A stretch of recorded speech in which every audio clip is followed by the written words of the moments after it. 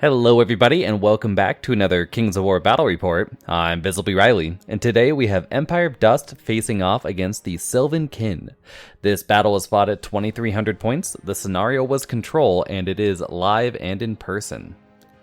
First off, we have my opponent's army, which opens with a horde of Forest Guard with the Brew of Strength, followed by a horde of Forest Shamblers, a regiment of Hunters of the Wild, 2 regiments of Kindred Archers, 1 regiment of Stormwind Cav with the Potion of the Caterpillar, a Dragon Kindred Lord, 2 Tree Herders, one of whom is the Wilt Father with the Sacred Horn, a Forest Warden with a Loot of Insatiable Darkness, and an Elven Archmage with the Conjurer's Staff, Heal 4, and Lightning Bolt 5 upgrades. My thoughts on this list. First off, let's talk about it's 15 points down. I have no idea where those 15 points were spent. I believe, like, if it were me or, knowing my opponent, it's probably something like the Sanguinary Scripture or, what's the Aegis of the Elohi, maybe on the second Tree Herder there. But I don't know what it was, and it didn't come up in this game. So, as for the list beyond that 15 points down, it is hyper elite, right? This is only an 11 drop list and it's 2,300 points. It's interesting. But that said, I don't think that's necessarily bad, provided that, it's playing into your strengths. It's a solidly built list, and you're ready for that, because I don't think you actually need that much unit strength left on the table in Kings of War. I think it's more about having units that score rather than having a high unit strength. So 11 units is low, but almost everything here scores. Only the Archmage doesn't, so that might be okay. As for the list setup, I do actually like this. It's similar to what I ran with Sylvan Kin, where I ran a horde of Forest Guard with the Brew of Strength. I'm not sure I would do that in the future. I think it's a great unit, but for me, I might swap away from it.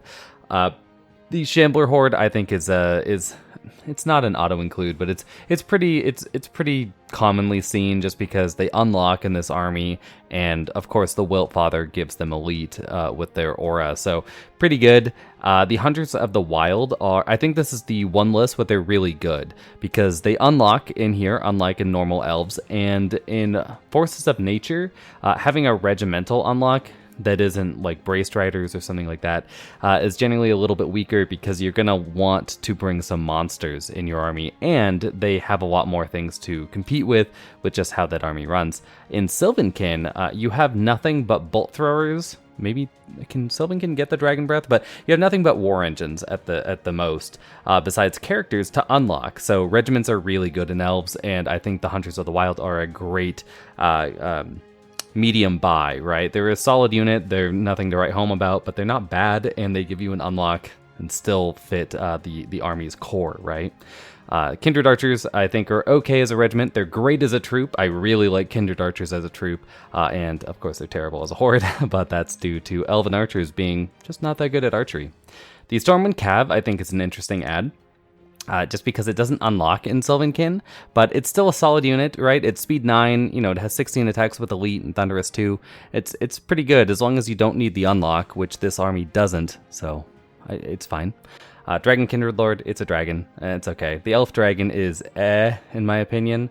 It's not as good as the Basilean one, and I think with the new 75 mil base, dragons are more of a grinder unit than they were in previous editions, but it's still not bad. It has great offensive output with that Elite, and of course it has a breath attack in case you need to shoot, so I think it's still a pretty solid choice. The Tree Herders, I think, are amazing in 3rd Ed. I thought they were really good in 2nd Ed. I definitely enjoyed running them in my elf list then.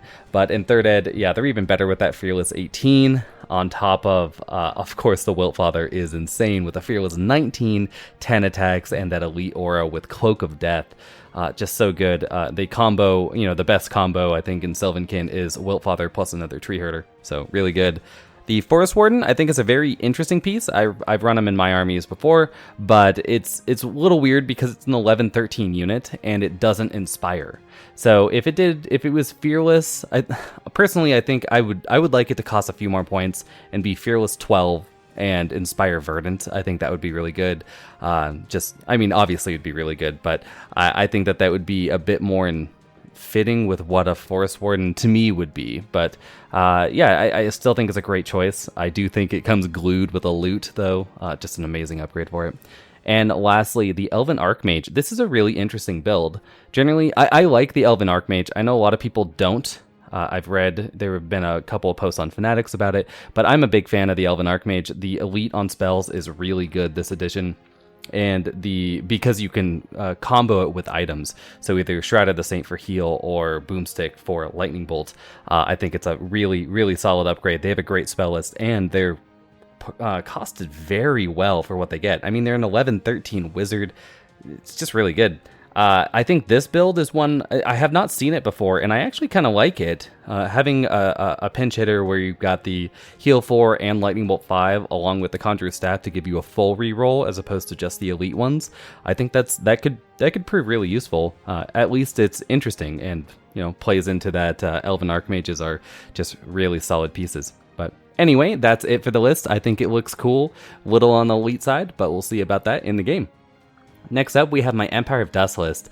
This one's a bit of a weird one, at least for me. So I opened with 2 hordes of Enslaved Guardians, one of whom has the Blade of Slashing. Then I had 2 hordes of Skeleton Warriors. I have 2 troops of Revenant Cav, Idol of Shobik, 2 Bone Giants, Monolith, Soul Snare, double Cursed High Priest, both of whom have a Horse and the Drain Life 7 upgrade.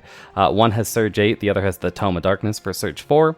And lastly, an ASB with the Loot of Insatiable Darkness. This is a bit more standard, I think, for an Empire Dust list in the way that I would run it.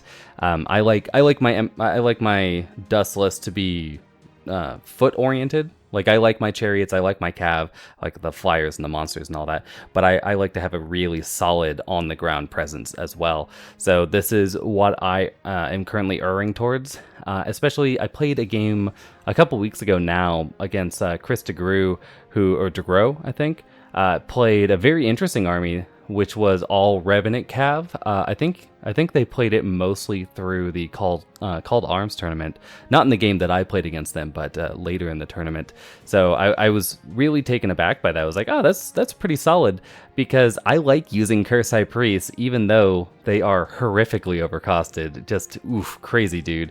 And this is sort of an army that comes out of that, where I think their ability Reanimator, I think it's called, is just terrible.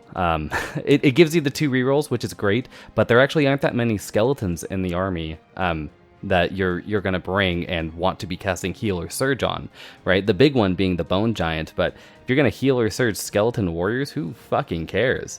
And then Revenants, like on foot Revenants, I really am not a fan of the Empire Dust ones. I get that, you know, they wanted to make the model difference, right, where they've got the Crush 1 versus the +1 defense, but +1 defense is just a lot better than Crush 1. So anyway, I think that really you're looking at Bone Giants, or you're looking at the Revenant Cav, or maybe even the Chariots if they ever make them unlock again, or make them cheap enough to be able to really be spammed. But the big thing being, you can't get those rerolls on Mummies, you can't get them on Enslaved Guardians, you can't get them on Idol, right? You don't get them on the Bone Dragon, you don't get them on the things that you're really going to want to be casting Surge and Heal on, and it's locked into Surge and Heal, which are crazy expensive for these Curse High Priests, right? Like, anyway, it doesn't make any sense to me, hence why I have a Tome of Darkness in the army, because I actually just could not afford, I couldn't afford the list to bring another Surge 8 at 30 points, I think, 35 points maybe, so I had to downgrade it to that Tome. Anyway, I think it is an interesting take on the what Chris was running with the Double Drain plus the Soul Snare. It has all the standard things I think you'd find in an Empire Dust list, like the Monolith, like the Soul Snare, like the Idol of Shobik, right? And then has a few of the things that I like. You know, like I like Bone Giants. They did get nerfed. I'm not sure they deserve to be nerfed, but they did get it. And I think they're okay, even with that nerf. I just don't understand why they got it. But anyway, moving into the army, or into the battle. Let's talk about the scenario. So Control is one of my favorite scenarios in King's War right now, and it's one where you divide the table into 6 squares, and then the center square for your opponent's side is worth 2 for you, and then the center square for on your side is worth 2 to your opponent. You score it at the end of the game with the highest unit strength in each 6. And to give a visual representation of that, I've got this. So the red squares here. So red and blue are worth 1 to all of us, right? So they're worth 1 to me, they're worth 1 to my opponent, while the orange square here is worth 2 to me, but 1 for my opponent, while this big green square is worth 2 to me, or 2 to my opponent and 1 to me. So I like control. If you're going to have score at the end of the game, this is what I'd prefer, something where, you're spreading out so your movement in the game is still relevant. But again, I think that even this scenario, like every scenario, would be better if it was dynamic scoring. So you scored every round, or maybe starting on the second round, something like that. But anyway, I like this one. It's rather simple. It might be due to me not having to put out any objectives. We play these games late, and I'm kind of lazy, so I don't like putting them out. But anyway, let's get into the terrain. So we have 2 height 9 forests, as you can see there, followed by 2 height 1 pieces of rough terrain, 2 height 3 hills, 2 height 2 barriers, and I think so I ended up deleting the wrong picture here. I've got this one and this right here. Those are height 7 impassables. So it's pretty standard terrain. You guys have seen this a million times if you watch my reports. But anyway, I like this board a bit more. You've got hills and deployment zones, which was a big no-no in second ed. I don't think it's not great in third ed, but as long as they're not doing it every game, I don't know if it's really that bad. And on top of it, you can see them over here. This person showed up for one of the late night games. My opponent bailed because they had to get home to their kids. We play these pretty late, and it had been an exhausting day, which is understandable. But this guy here is someone that I used to play Warhammer with way back in the day, like 2004. And in fact, I bought my very first book, the 6th Ed Warhammer book, at their game store back in the day. And recently they've come back to play Kings of War again, which is really cool, but they're just trying to find their way. And they ended up playing a game against Ryan, my opponent here, which generally I don't say opponent names, but so they played them, and Ryan had already played a game that day, and then played this guy, who at the end of turn 2 was like, oh, all my units are dead, and while they were playing control on this table, and they just picked up and went, I'll just forfeit, since Riley came down here to play a game as well, and I'm playing Empire Dust this week, so he was like, I'll just watch to see how that goes. I end up just re-racking and putting down my army, and here we are. And with that, let's get into the deployment. So deploying, starting on the left side, we have my opponent's Dragon Kindred Lord, followed by the Stormwind Regiment with the Caterpillar Potion to their right. I actually really like these conversions. They're very simple, it's just dryads on horses, but I think it looks cool. To the right of that, we have the Archmage, played by one of my skeletons. My opponent forgot to bring their Archmage model down, and it wasn't worth going up and disturbing their kids to get it, so I just gave them one of my skeletons. But so that's the Archmage with Lightning Bolt 5, Heal 4, and the Conjurer's Staff. To the right of that, we have the 1st Kindred Archer Regiment. To the right of that, we have the Forest Guard Horde with Brew of Strength, represented by, 8 War Dancer models? This was a weird one. My opponent was asking in our... in the chat we have up here for the Seattle area, if anyone had any War Dancers, and I'm like, oh, I have a few that I could slip your way. And he's like, okay, cool, let's find out what they cost and all that. And I was looking them up. These are like $11, $10 a model, crazy prices, at least to me, because these models, I think the What Else came out in like 2005, 2006, something like that. And they were used until very recently, or available until very recently, and they were rather popular. Like, Wood Elves were a very powerful army in 6th Ed, and then in 8th Ed, when they got their book released, they were still powerful, and War Dancers were good that whole time. So I find it very interesting that they're so expensive. Generally, when you have a kit like this, where a bunch of people had it, even if it looks cool, the prices you would expect to drop a bit more. So I'm wondering if maybe that's just eBay getting some inflated costs recently. I mean, there's been some really, really weird costs since the pandemic started of people buying and selling. But anyway, moving on. To the right of that, we have the first picture of what's going on here. Down here, we have my opponent's Force Warden with their Loot of Insatiable Darkness, followed by the Tree Herder, the normal Tree Herder. Then we have the Horde of Forest Shamblers, the Regiment of Hunters of the Wild, actually Hunter of the Wild Regiment, I think is what it's actually called, but I prefer Hunters, plural, guys. Hunters of the Wild, and the Wilt Father with the Sacred Horn. And lastly, we have the second Kindred Archer Regiment just chilling on a hill off here on their lonesome. So if we roll back a picture, this is actually after my opponent has scouted them forward. I don't have any scouts, just in case you were like, why are these archers so far back? They're not. These guys are just 12 inches forward. So with that, we go into the Empire Dust deployment, and we're going to start opposite these archers on the right side with my Idol of Shobik, followed by a troop of Revenant Cav. So Revenant Cav troop right there. We have the Painted Bone Giant, followed by, to the right, the Unpainted Bone Giant, the second one. Then we have the second Revenant Cav troop. Behind them is the Curse High Priest with the Mount, Drain Life 7, and Surge 8. So this is the Surge 8 one. In front of them, we have my first horde of Enslaved Guardians with the Blade of Slashing. You might notice that there's only 3 in this tray, and it's the same thing with the other one. That's because I actually have a ton of Enslaved Guardian models, which is surprising because these now go for a lot of money. Speaking of expensive old models, but I have a ton of these. I removed them to put them on my painting plinth, God only knows when, and so they're not on bases just yet. They are glued onto stuff, so I can paint them whenever I'm going to do that. So we'll see. We'll see about that. To the right of that, in this blurry picture, we have the Soul Snare, followed by the second horde of Enslaved Guardians. Behind them is my ASB with the Loot of Insatiable Darkness. I actually painted this model up this year to use as my Morgoth model when I play this undead army as just normal undead. But I've actually never fielded it as Morgoth, so I think it's the first time it's appearing on the channel, maybe. To the right of that, we have the horde of Skeleton Warriors, followed by the second horde of Skeleton Warriors to the right.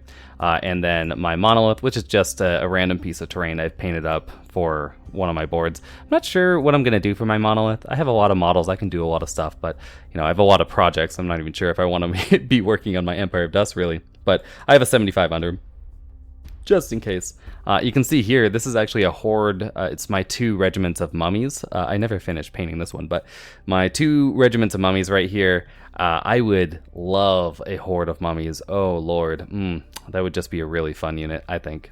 And then off to the far right, blurry in the background, is the second Curse High Priest with Mount, Drain Life 7, and of course the Tome of Darkness to get them Surge 4.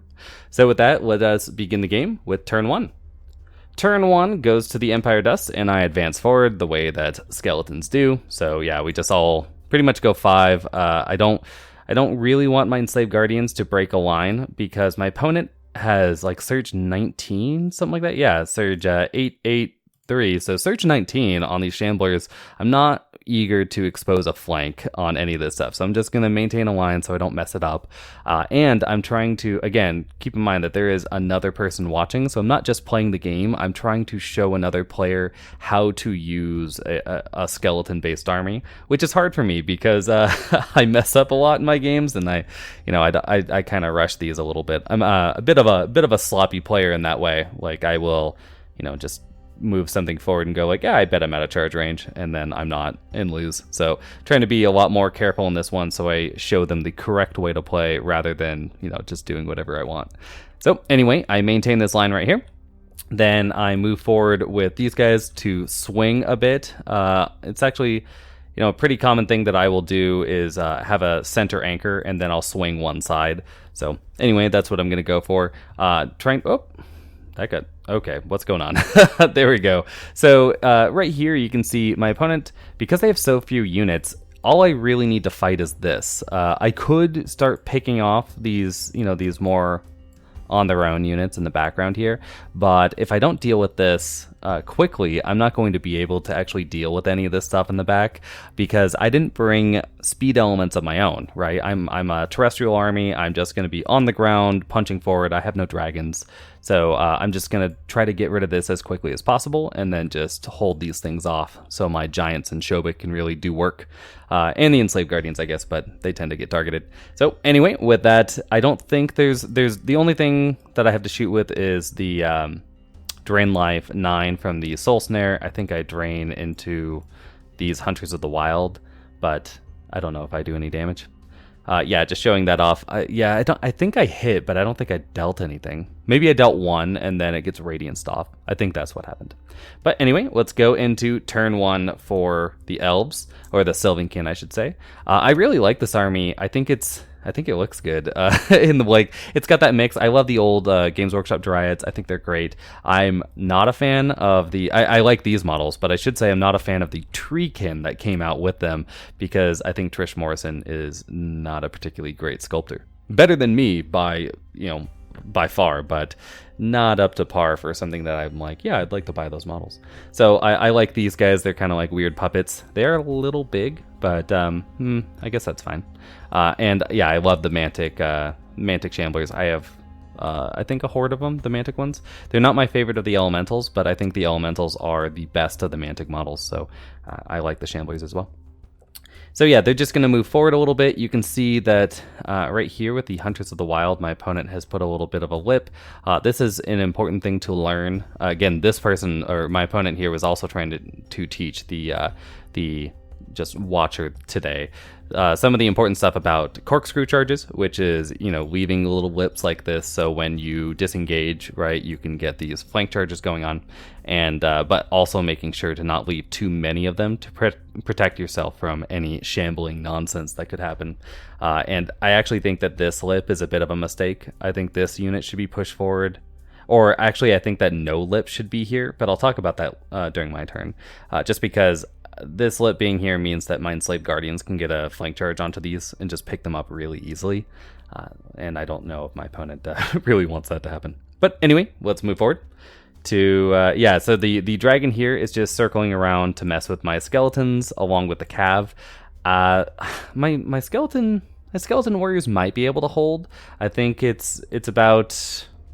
what is this, like 12-ish hits, right? So that's like 10 wounds, and then this is like 7 wounds. So that's going to be a 5 rollable to kill me. It's not the best odds for me, but it's also not the worst, and I don't really care if you kill my skeleton warrior hordes.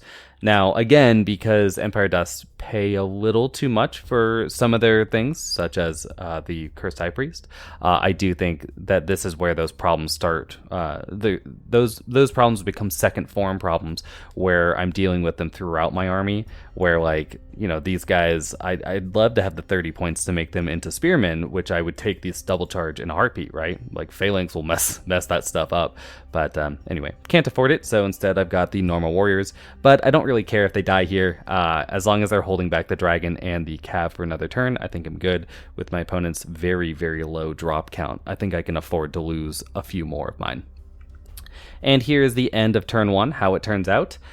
You can see the Forest Guard here move forward. I like this move. It's projecting a lot of threat into this because my opponent also realizes that this is where the fight is actually going to happen. It's going to happen in their core, and then my stuff's going to try to get around. So having just sending everything that is all your terrestrial stuff, right? This horde of Forest Guard in there as well is probably a pretty good idea, because this is, an 11-drop army. It's already all your eggs in one basket, so you might as well protect the basket. And then these guys are just sweeping around to make sure that, these skeletons don't contribute too much, and to add range pressure to me. So let's see how turn 2 goes. So turn 2. Empire of Dust. First off, I do turn these skeleton warriors to face off against the cav and the dragon. I don't like responding to my opponents too much in this way, but because it's a 5 to kill me and not, say, like a 3, right? I'm willing to respond a little bit, and it's also a power of shambling armies where you can turn a unit to respond like this, because if they don't go after me, I could always just turn them and move 5 and surge anyway. So yeah, I turn this unit to face off against the dragon and the knights. It's also to protect the monolith, which I might have deployed a little poorly. I have so much Inspire in this list. I think that maybe the monolith should have been more to my right, especially as I knew the fight was going to happen there. But I think I deployed the monolith a little early, so I just didn't know what I was going to be doing just yet. So anyway, I'm redeploying the monolith now, while still getting some surge going, because it's got a 24-inch surge that ignores line of sight, so I want to use that this turn. And then I've made it with the skeleton warrior horde. There's not enough room for the dragon to land, so the dragon can see the monolith's flank but can't actually charge it, and then it can see this flank but can't actually charge it. So you're gonna have to charge this or run around, right? Those are your choices. So with that, I think these guys are just protected against a double charge here, right? These guys can charge into my skeletons if they want, along with the cav. They will almost certainly kill them. But again, I don't think the dragon can take this unit in one go. In fact, it's only 10 attacks. Even if it sunk all 10 wounds, it'd be a boxcar twice to kill me. So yeah, I'm willing to take that. You can kill one of my skeletons, or you can overcommit with a force guard here. Should be fine. Because this is what happens elsewhere. So on the right, my opponent spent a lot of time, or I spent a lot of time trying to show my opponent how this worked. And it's not that they were confused about the mechanics of it, just the movement in it, right? And normally, this is a for fun, like not a for fun game, but a practice game, and I would allow my opponent to take some movements back, but they didn't actually say anything while I was moving my models, right? And you know, sometimes it's good to deal with your mistakes for a turn, because this is not a tournament, so there's no reason to be upset one way or the other. And because I wanted to show the bystander off there to the left, who has been getting their butt kicked pretty hard lately while they're trying to understand how to play Kings of War, just sort of how and they play Empire of Dust and Undead a lot, how shambling works. So I move my unit forward. It's pretty obvious that when I move exactly to an inch away from the tree herder here, and then I pivot, I'm not within an inch, and it's very obvious that my leader point is just barely on the flank side. So I'm like, yeah, I mean, I don't know what to tell you, right? Like, he's like, I thought I had measured it, so it's not possible. And I'm like, yeah, but it's definitely possible. So I'm going to be taking this flank right here, and that's going to be real bad for this tree herder, just because Enslaved Guardians to the flank, if anything, is pretty bad. But it does make it so I have to take these Enslaved Guardians and go into the front of the Shamblers here, just in case something goes wrong. I need to have these guys bogged up a little bit while I send my Giants and Shobik into the Hunters of the Wild. There was no, like, I wanted to send Giants here, but it just didn't, like, the pieces would not line up well enough to do it, and I didn't need to send these into the front if these guys were going for a 1-inch surge. So, yep, just showing this off, and on this side, I decided to show the bystander here how another part of surge, right, which is you might be thinking, oh, a 4-inch surge isn't all that bad, right? Because you've got surge 8, and then you have your backup surge, and so on and so forth, right? So you just go for the mean, and I'm like, I tend to go for a surge if it is if it's 1 inch, I will go for having one surge caster do it. If it's 3 inches, I'll do it as long as I have a backup surger, and then this right here is actually a little over 3, so it's a 4-inch surge. So I'm trying to show what happens when you go for a risk play, right?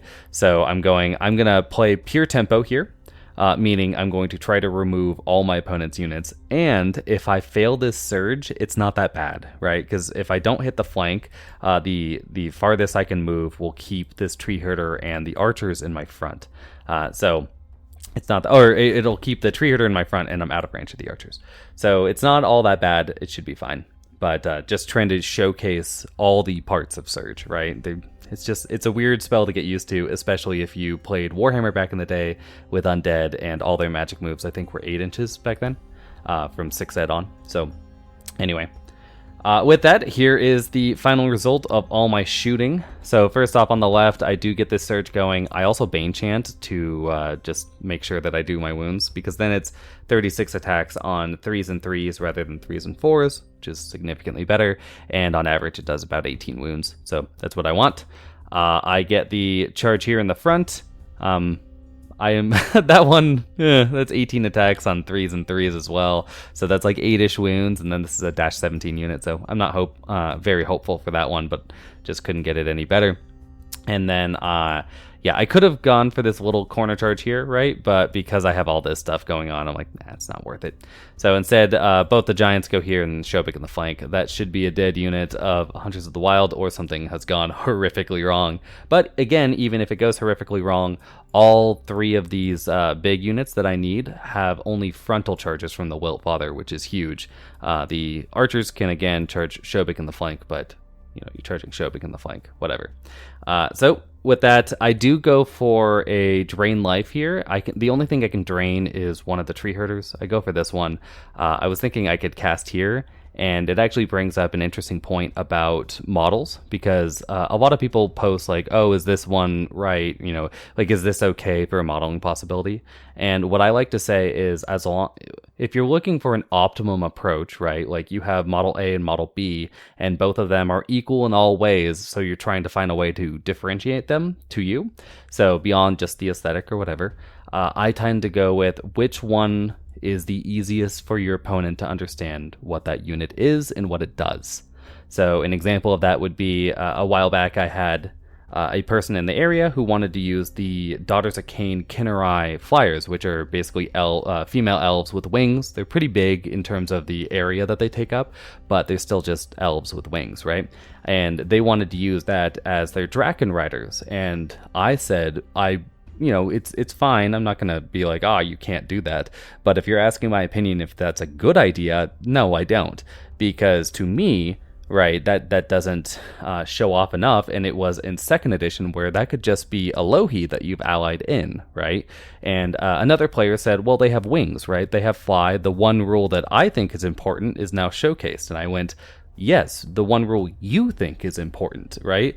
If you're trying to do a conversion pretty well, and you're not, again, we're ignoring aesthetics, we're ignoring that. When you're trying to think of mechanical reasons to do something, well, it's a good idea to make sure that the most ways that your opponent could take a unit is going to be understood. That was a nonsense sentence, but basically what I'm trying to say is that what you want to do is craft a unit that makes sense in all the mechanics, right? So like player A might think that the most important thing is that I know that they fly.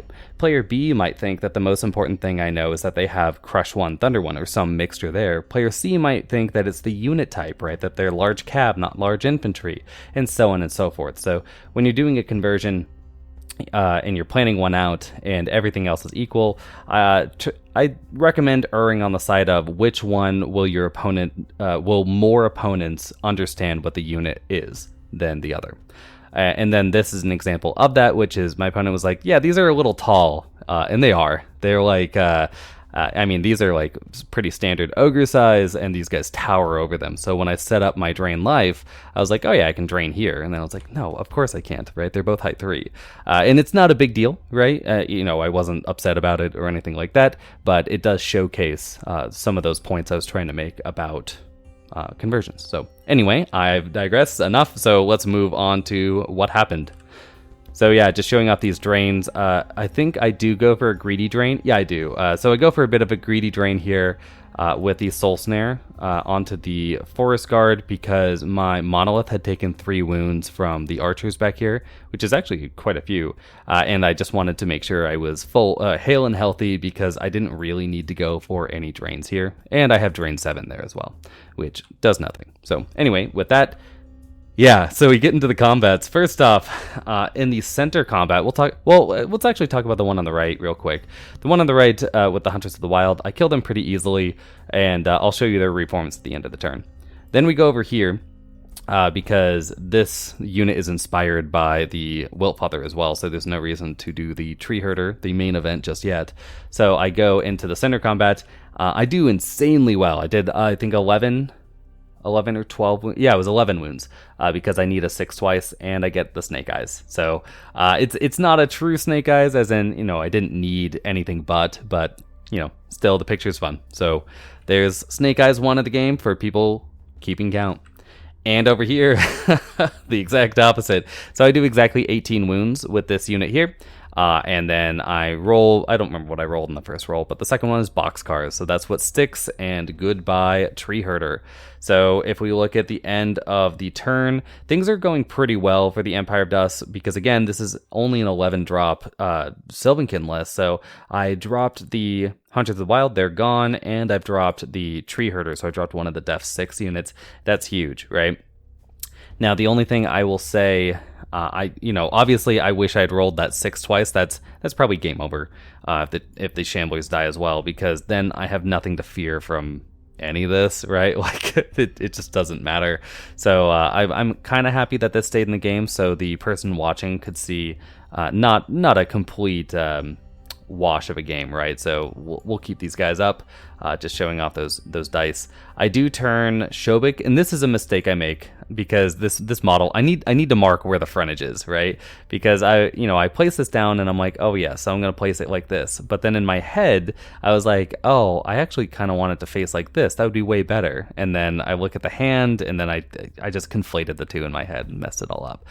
What I need to make sure is that the Wiltfather's in the front of Shobik, but I do not care if these charge me in the flank. Even with Thunder 1, I just don't think it matters too much. They only have the 10 attacks, so they have 20 attacks on 5s. Yeah, whatever.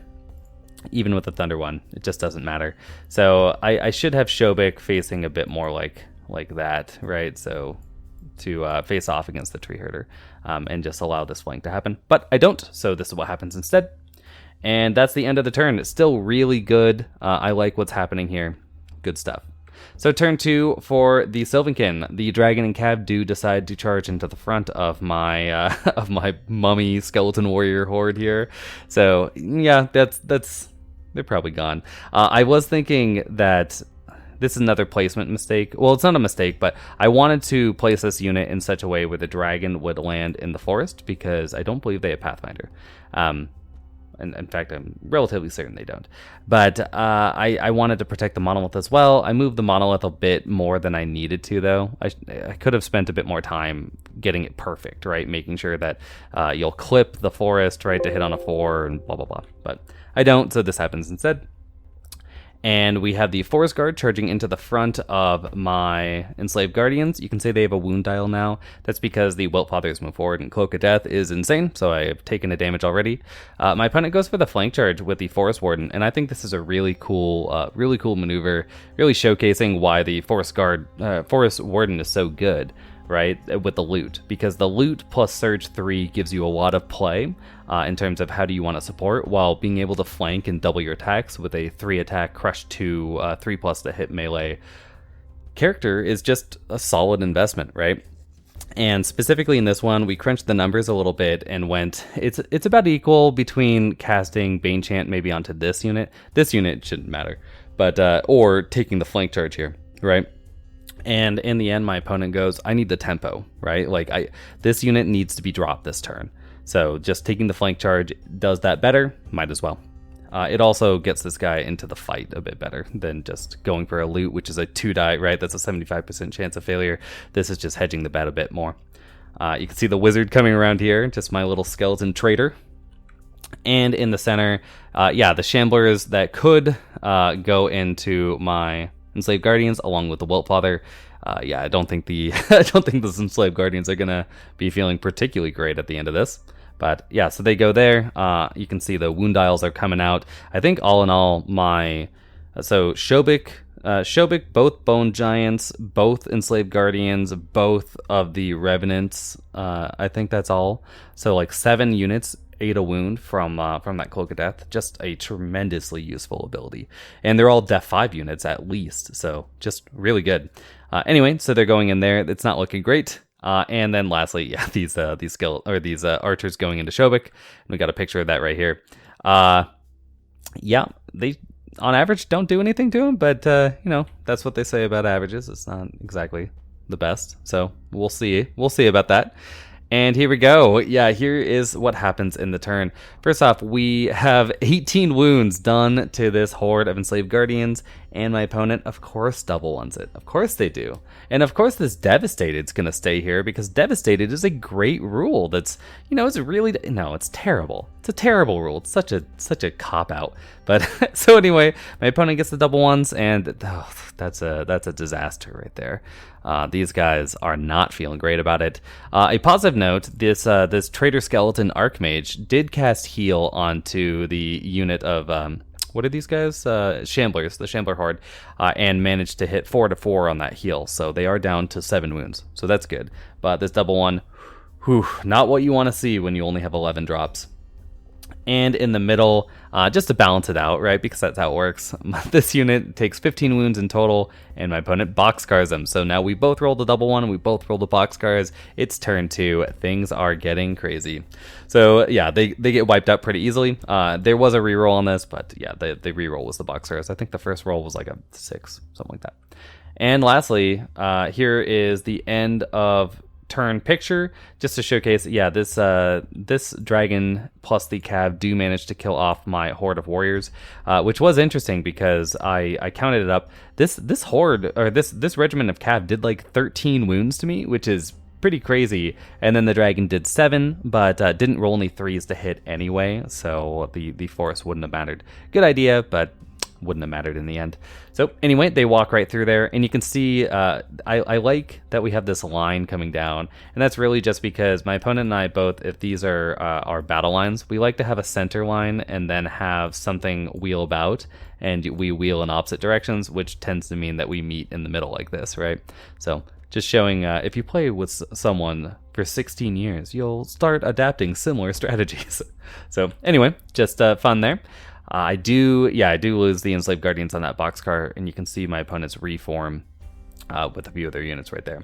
So with that, let's move into turn 3. So turn 3 for the Empire Dust, things are getting, well, we're back into it.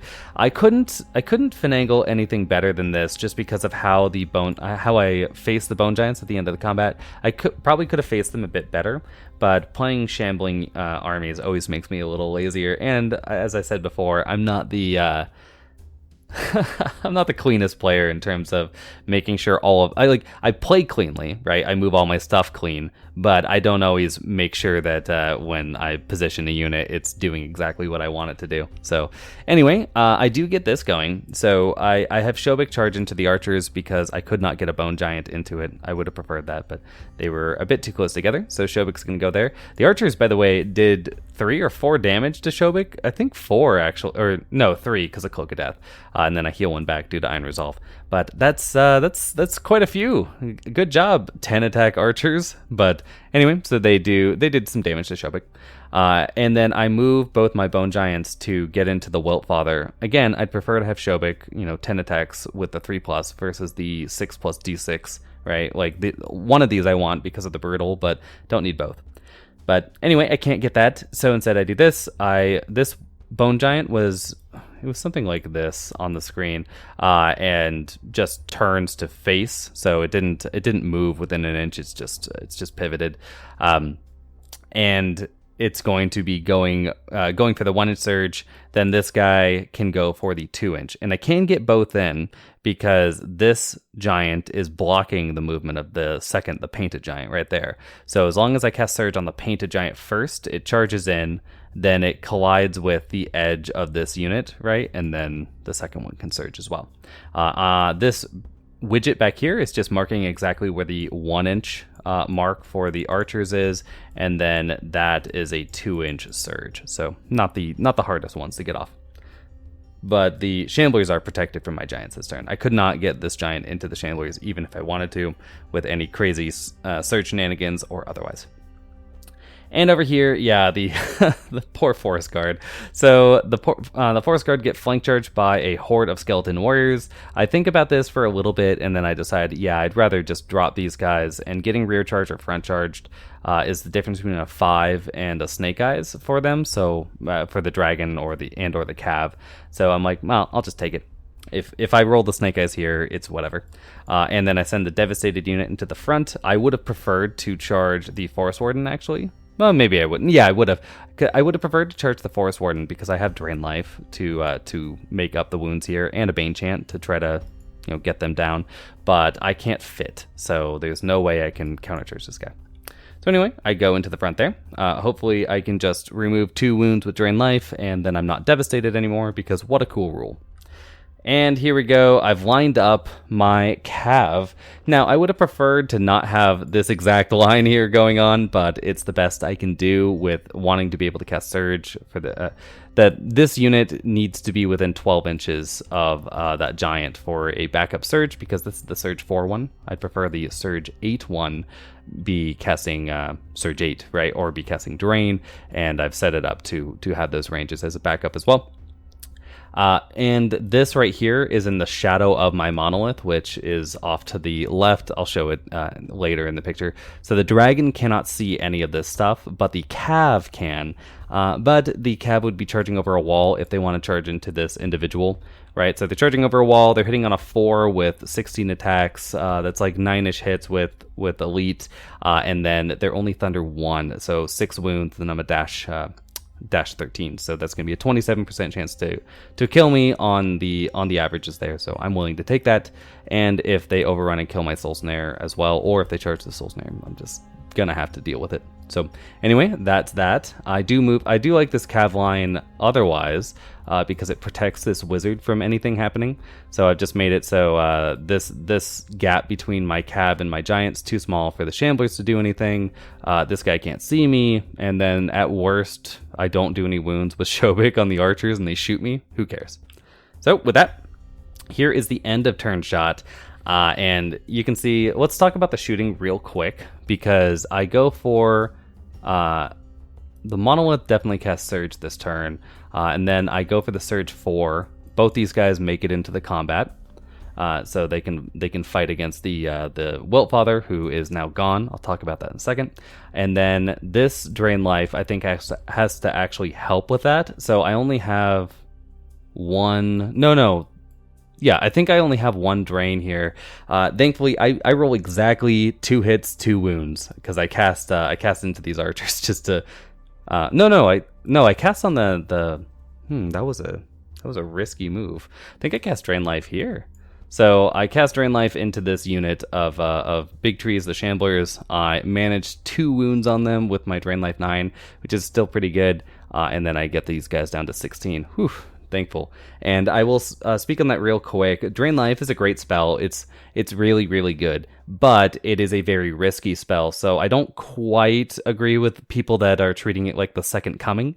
It's not that good. It's just merely a good spell, right? And why I don't treat it in that way is because when you use Drain Life, because if it's range 6, that basically means that you're putting your wizard in riskier places, and then you're also engaging with a unit to begin with. So it's sort of like a Bane Chant or heal, but you also have to have your wizard within range, and then you have to roll hit and wound to do that fails, right? Or to do that damage. So it's a good spell. It definitely is, right? I'm just trying to say that it's not the best spell of all time, guys. Come on, let's calm it down a little bit. I try to view it because of the preponderance of Def 5 and Def 6, even worse, in this meta, and that Drain Life is almost always Drain 6 in the game, right? Drain 7 plus is for special or more expensive units. I tend to look at it as, would you pay the points on that wizard to give one of your units brutal or +1 brutal and +1 life leech? If you would, then you'll love Drain Life. If you wouldn't, maybe invest in a different spell.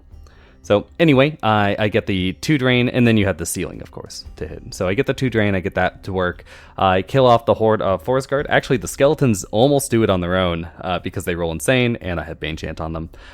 Then I roll the giants. They get +10 attacks, which is very good. So 22 attacks on 4s and 3s, right? Yeah, 4s and 3s. So it's not the best dice, right? That's like 7 or 8 wounds-ish. I still managed to kill that dash 19, so feeling very lucky about that. But I hit and wound, I get it to I think I get the Wiltfather to 12 wounds, or no, 11 wounds, and then I had brutal, so it's a 7 twice to kill it. I nailed a 27% kill it, and then Shobik goes in, only manages 5 wounds against the archers, but that's pretty okay. It's on average 7-ish hits, so 5 wounds is good. They won't be shooting at me. I don't get a waiver, but whatever.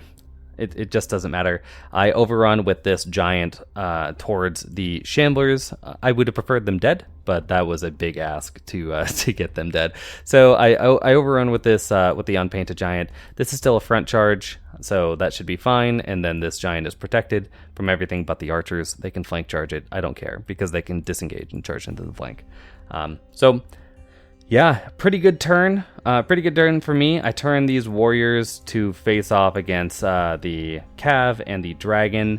Now, the dragon has a choice. It can charge into the flank of my monolith, that's for sure. It's not what I want, but it could do that.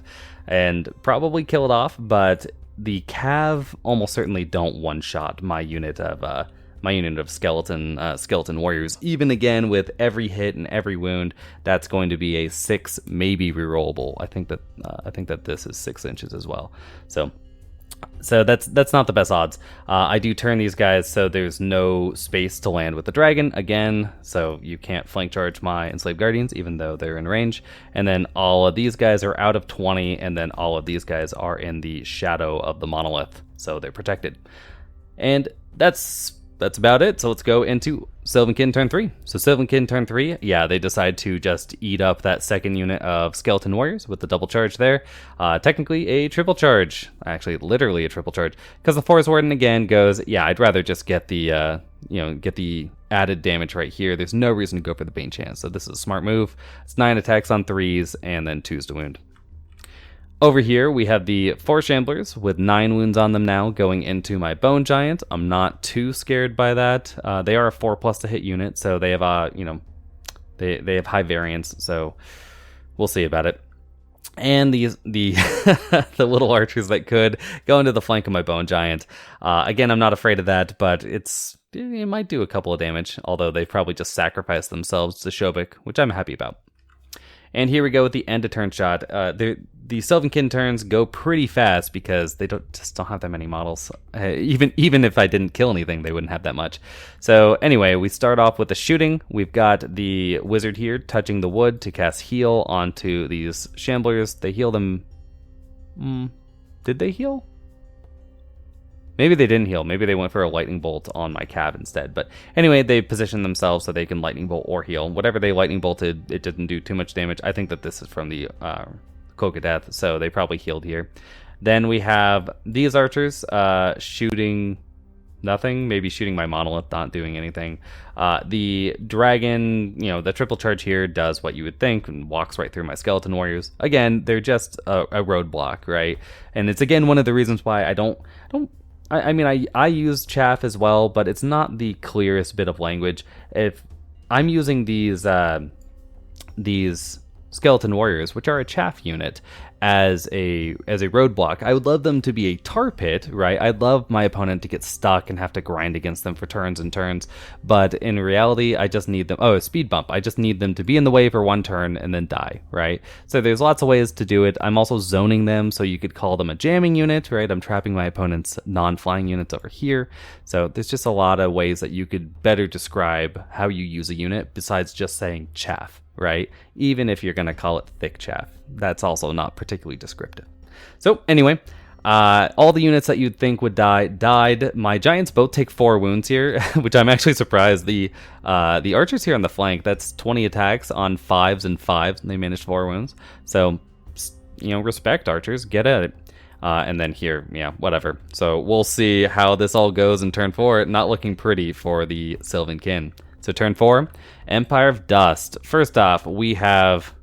It's a bit of a weird turn. We have both the giants charge into the front of the Shamblers. That's not that weird. And Shobik goes into the flank. That's all fine. But over here, things are interesting. First off, I back up with the monolith, so I have the surge capability. Because again, I don't need line of sight with the monolith, so I can cast surge onto this unit if I want. I move forward with my Revenant Cav here to go for the 1-inch surge charge into the flank. I would love to kill this off, obviously, but also this chaff unit wants to be up the table. I want to, even if I flank here and fail, or even if I fail the surge, I'm fine with this positioning. I just want to zone these cav out, right? I need to be a speed bump, and I need these cav to stay out of the fight for a turn, right? So the Revenant Cav have sacrificed themselves.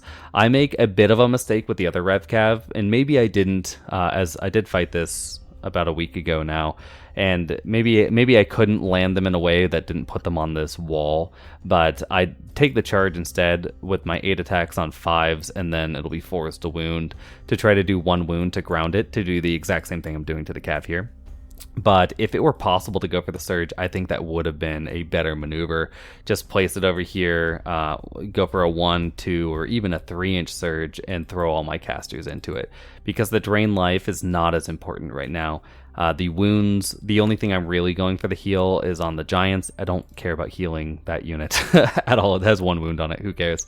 So yeah, I think that would have been a better maneuver. So I'm going to say it wasn't possible. And instead I send these guys, I get the charge off. In fact, let's just roll it back.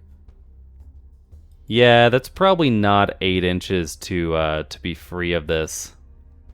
But maybe. Anyway. I just take the charge instead. I'm going to cast Banechant on them as well to try to make it 5s and 3s because I really, really want to sink that 1 wound right here. And then, yeah, I'm just going to drain into combat, see how it goes. I've got the big drain for the wizard. That's the plan there. It's not because it's a better target than this, but it's actually just because it's def 4, and I want to get some wounds off these giants while I can. So here we go into the combats. Yep, we got Shobik going in there, down to 2 wounds now due to the life leech and the aura of Iron Resolve. And yes, this one. And here we go. We've got double ones number 3 of the game. As I charge into the flank. First off, let's look at these wounds. I did 8 wounds there with 20 attacks on 3s and 2s. So we're already not doing too hot. And then I rolled the double 1. So they're not even devastated. They're not even using the terrible rule. So it actually plays into one of the reasons why I think Devastated is such a terrible rule, because it's just so niche. But anyway, we go in here, we roll the double ones, 3rd one of the game, things are getting hot. Let's see if I get a boxcar. I don't. I don't get any boxcars again. So the giants do manage to kill off the shamblers. That's the big one. I only got them to 11 wounds. That's not particularly great, but it doesn't really matter as long as you roll high on nerve. So I kill them off. I do get the 1-inch surge here, so I managed to kill off the Forest Warden pretty easily. I drain onto this wizard. I hit 5 out of 9, but then I just roll 5 wounds anyway and waver it, so feeling really good about that. Yeah, that's going to be quite helpful. And I heal up one of my Bone Giants full. And then, yeah, lastly, well, actually, I did this combat first because I really need to see what happens with the dragon. So I charge in here and I roll 8 dice and I don't roll any 5 pluses. But, if you're going, you should have gone for the surge. I also didn't roll any 4 pluses, so it just didn't matter in the end. But still the better choice. I do go for the Banechant. The Banechant fails. I roll double 3s. So, yeah, this dragon's going to be able to do whatever it wants. On my next turn, so I turn this giant to face towards it. It is now, the dragon is in this giant's front. The cav cannot get past my unit of Revenant Cav and this piece of impassable terrain, along with all my other units down here. So and then I turn this giant to face this way to deal with the cav later maybe. And I didn't think I was gonna double on that, but I did. So I did this combat first or second. I did this one first. Second, I guess I did third. But anyway. So yeah, I'm protected against the dragon. It can only do one of the charges here. It could charge Shobik, but it's in the front. Actually, it might be out of 20. It's probably out of 20. And yeah, it can charge this stuff. I couldn't get a better placement. There's certainly one better here, but it's going to be very, very similar to the previous turn where I went, well, you can charge into this guy, but you end up being hindered by the wall, and then it's a 6 twice to kill me. Then the overrun, you'll probably kill that, but. Anyway, that's going to be that. Let's go into turn 4 for the Sylvankin. So turn 4 Sylvankin, yes, these cav do go into the front of my 1 wound Revenant Cav. It's not particularly bad for me, I don't think, right? That's like 8-ish wound. Yeah, that's pretty bad. That's 5, maybe twice. Yeah, they're probably gone. And then we have this dragon. I did mess this up a little bit. It's always hard with individuals because of how much they turn to face and all the weird individual rule stuff that people keep bringing up in Fanatics. So yeah, I could have messed around with this more, but it's just not worth it. And try to get this hinder charge. It doesn't end up getting hindered, and so it goes in here, which did matter. Yeah, my opponent actually rolled quite a few 3s. But anyway, at the end of the turn, yeah, they kill that guy off. They overrun into the Soul Snare, which they are hindered against, but that's going to be 30 attacks. So, yeah, they kill the Soul Snare. These guys continue their reign of tyranny. They did 13 wounds round 1. The second round against the other Skeleton Warriors, they did 12 wounds, and then they just did 12 wounds against this unit too. So, just a hot roller right there. And yes, the archers do go into the side of my giant here. They do quite a few wounds. but otherwise nothing. These archers turn to face towards this giant, or to get them in their line of sight. They actually hit quite a few times, but just can't sink any of the wounds. So these are the bad archers. These are the good ones. It's because these ones know it's all about swords, not bows. And with that, we move into turn 5. So turn 5, Empire Dust. This is a wrap-up picture just because it's going fast and loose now. First off, we have, if we roll back some pictures, Shobik here is facing kind of like this. So I can see the dragon, and then I can get a double charge because this giant will orient to my left, and then Shobik will orient to my right. So they end up, like this with Shobik and the giant. So that one's pretty good. This giant can just charge into the archers. They're at 13 wounds. Hopefully I can kill that. And then I have a just nice little flank charge here with my Revenant Cav troop, and then a Bane Chant ready to go. No surges this turn, which means I do get to do my drain, but I lost 2 of my drain pieces. So get 'em, 1 drain boss. And yeah, this is how it all turns out. I managed to kill off the archers and kill the dragon. The dragon was actually really impressive. Shobik was like, as long as, now that it's a worthy foe, sinks, like 8 wounds, 9 wounds, something like that. So pretty happy about that, killing off that dragon. But then over here, yeah, I charge into the flank. I have 16 attacks on 4s and 2s. I do 9 wounds, which is, that's respectable for sure. But I can't roll a 5, so they're not even wavered. They're ready to go, but they're disordered, so who really cares? They don't have any Thunderous. They can't charge this guy. I made sure it's out of line of sight, and if they disengage, it's even worse. So they can charge this giant in the front. They can charge, actually they can't charge Shobik, but it would be in the front there, and this giant's too far away. So all they have is that 1 Rev Cav troop to go into. You can see the monolith down here has begun its trek towards one of the table 6 to try to capture it for the point of the game. So with that, here is the Sylvan turn 5. Only 1 charge and then some lightning bolts. My opponent decides to take their archers and lightning bolt and fire into my ASB because it's the easiest target to kill off. They managed 2 wounds on it, which you can see down there, but that's not enough to kill it. They actually got it on the first roll, needed the reroll. That's a 9 rerollable. Dirty. So yeah, but I survived, so it's fine. Over here, that's 16 attacks. 16 attacks on 3s and 5s with elite. I'm not afraid of that, and I'm inspired, and I'm a dash 14. I'm not even wounded. And yeah, so just showing that off, and of course, the 2 wounds. Boom. Yeah, they kill them off. They do 10 wounds to them. So I'm like, wow, this Cav unit, like not Stormwind, right? But specifically this unit, I'm just going to take it, and it's going to be in my elf list because it's rolling bonkers well. So it's just got to get in there. And yeah, but it's not that big of a deal. I can probably kill it off with Giants and Shobik. So we'll see about that. And Empire Dust, turn 6. So turn 6, Empire Dust, I send 1 giant here, and that is because if I divide the table up real quick, so this is the table, this is my side, and this is my opponent's side, right? So I slide Shobik back here to take this side. I take the painted giant, takes that corner. The center one, as long as I kill this Cav unit, the unpainted giant will be able to take that, and then my monolith has slid off to the left to take this quarter, or this 6th. My opponent has their archers. I believe they're in their center. So right now with no rolls, I have 3 to my opponent's 2. Right, these two center ones. But if I kill off the Cav unit, they will only have the top center, so I'll have 4 to their 1. So that's the plan right now. It is at 9 wounds. I do have some drain life. I just need to do 1 wound with the giant and then maybe some wounds with the drain. So we'll see about that. Yeah, I do manage it. The drain life, I think, fails as well. Again, drain life is just a really, you have to use it in close proximity, and then it's a low number of dice, so sometimes it's just fails. So but thankfully it's at the end of the game, so it's not that big of a deal. My giant here walks right through the Cav, and yeah, this is about it. I think my opponent's got some shooting to do on their 6.